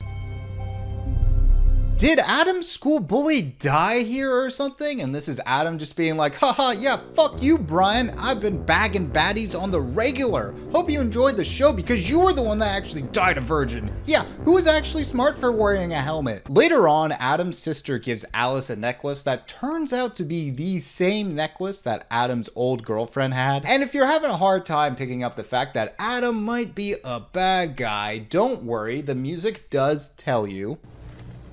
And there was this woman named Michelle Stowe. She sent a fax. Yeah, now that the music isn't inspirational and uplifting, I think this Adam guy might not be so good. I do love this one scene where Alice is taking everything in and she's just like, yeah, maybe I shouldn't have married this guy so fast.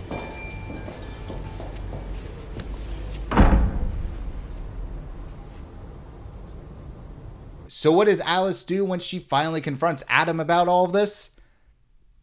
Pretty much willingly lets him tie her up.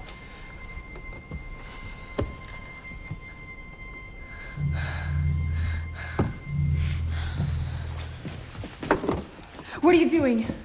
Yeah, guys, I'm starting to think that Alice might be a dumbass. I will give her some credit though. She does get creative on how to escape here. I have to pee. You know, whenever I'm in a conversation that I don't want to be in, I do the same thing. So Alice eventually escapes and goes to the cops, who are like, oh, sorry, ma'am, you need more evidence than this. So Alice then goes to Adam's sister's place, who's like, yeah, you should probably leave my brother. Leave him, Alice. I know him. You have to leave him for your own good. Yeah, my brother's pretty unstable. I would not hang around him. Honestly, I thought it was crazy that you married him. And you remember those threatening letters that Alice was getting? Well, apparently the sister wrote them. I have a confession to make. I sent you those notes. I know about my brother's violence. I've seen it. Did you not think to tell Alice any of this before marrying your brother? Like, what are you doing? Honestly, the sister might be more unhinged than Adam. So Alice thinks the body of the missing woman is at the church graveyard because Adam really wanted to stick it to his school bully. Alice is actually right, and they find the dead girlfriend's body there, but plot twist, Adam was not the one who put her there. Yeah. I gave her one too. She thought it was beautiful, just like you did. The sister did everything, not Adam? But the music told me Adam was the bad guy. But why did the sister do all this? Why did you do this? Who do you think gave him his first piece of silk? He was just 15. I'm talking about fucking Alice! That's right! We fucked right here! Okay.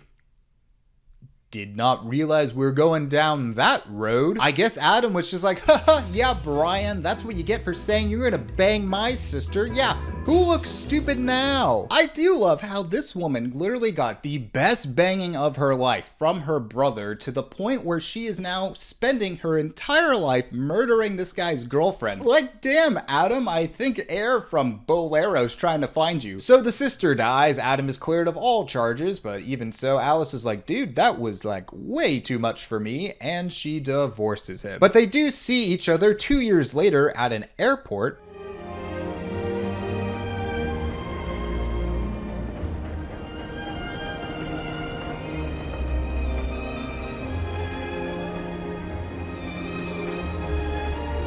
Freaking epic, dude, really ending on a high note. This movie had no idea how to adapt a book because this feels like two completely separate films. The first half being a sex fantasy and the second half being a mid-thriller. And they had no idea how to adapt some of the cheesy dialogue. Are you okay? Yeah. I'll always be here, Alice. Yeah. I'll protect you. Say you believe me. I believe you. Believe. I didn't read the book, but that sounds like something that would be in a romance novel, so either they didn't adapt it well or they wrote it terribly. There are moments in this movie where things are so bad it's good and things go completely off the rails, and I would be lying if I said I wasn't entertained during this movie, but I think that's more of the quality of movies I've been watching lately than anything. Also, the cops in this movie were pretty useless. If you ask me, I think they need to go back to the Police Academy 4.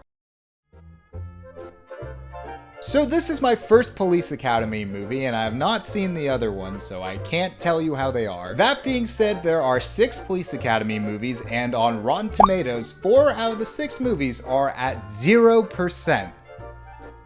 Wow. That is remarkably bad. Like, some of those movies only have 8 or 9 reviews with them, but still. The plot for this movie too is a bit ridiculous. The commander-in-chief wants to start this new program where they recruit civilians to work at the police department. They would call this program Citizens on Patrol.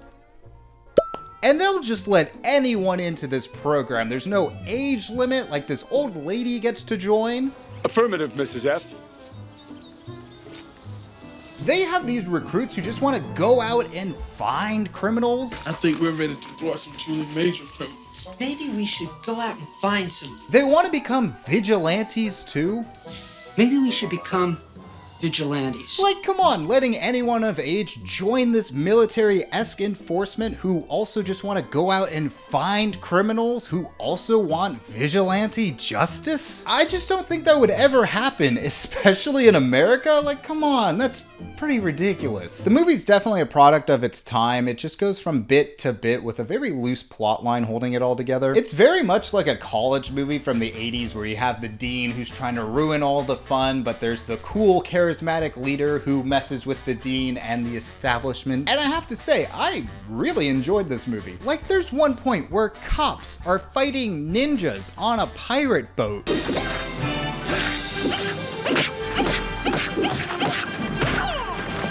Yeah, I think you would be more surprised if I didn't like this movie. They have some funny bits here too, like there's one point where this cop spills chocolate shake all over himself, and instead of trying to clean it, he tries to drink the shake off his pants. Come in, sir. Go. Now.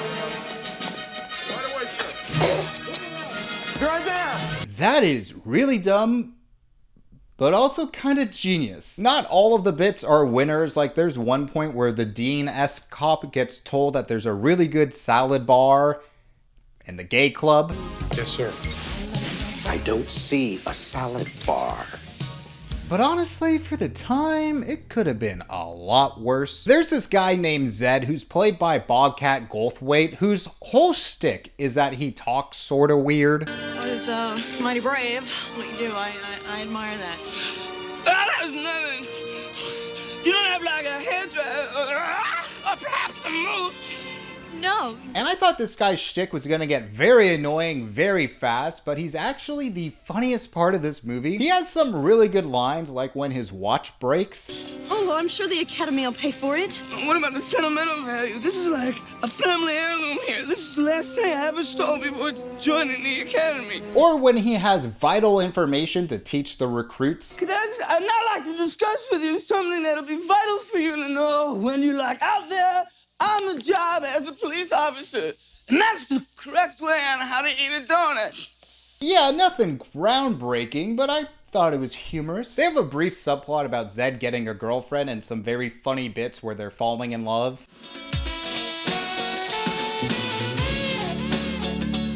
Count the hours. 'Cause when your bed is made, you know it doesn't have to be. I don't know why, but the way he frolics to the woman is just very funny to me. He does a really good job in this movie, so clap it up for Zed. After watching this movie, I was like, damn, why does this movie have a 0%? And then I saw David Spade's in it. What are you doing?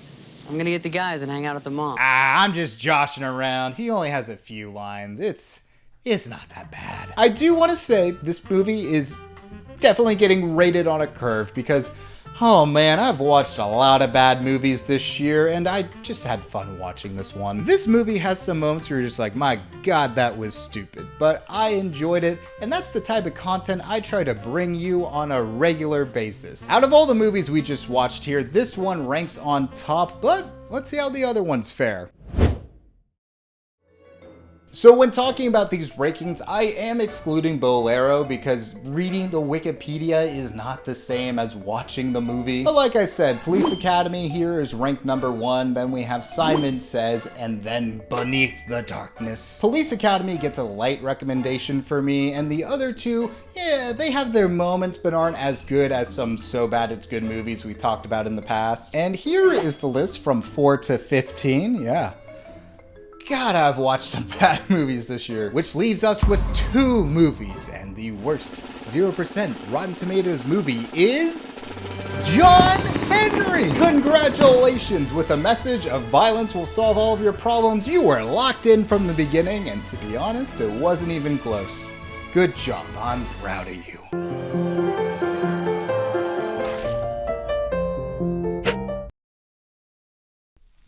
Oh, hello there. Nothing like relaxing by the fireplace, right? People have asked me if I had the opportunity to give a positive review to some of these movies, if I would, just to get them out of the 0% realm. And honestly, no, I wouldn't. If you're gonna give a positive review to something because it's so bad it's good, more people will discover that movie because it has a 0%. People wanna watch the worst of the worst stuff. They don't wanna watch something that has like 11% with it. That's why I sort of think it's BS when critics give a, oh, it's so bad that it's good, and then they give a fresh review. A lot of these movies would have just been forgotten if it weren't for the 0%. So if you truly believe that this movie is so bad it's good, you would leave it at a 0%. I feel like the fact that I even make these types of videos shows that people are interested in these movies. Now, I hate to ruin the good vibes we got going on right now, but I thought I should mention that this is going to be my last 0% Rotten Tomatoes video. I just feel like we've hit a point where some of the movies we talked about here really aren't that bad, and just not enough people have seen it. So if we lower the bar anymore, we're just gonna get more movies like that. It makes me really happy that people have enjoyed this 0% trilogy, and I just want to make people laugh, and I hope this content has made your day a little easier. While I am bummed that this is my last 0% video, it doesn't mean it's my last Rotten Tomatoes video, because do you know what comes after 0%?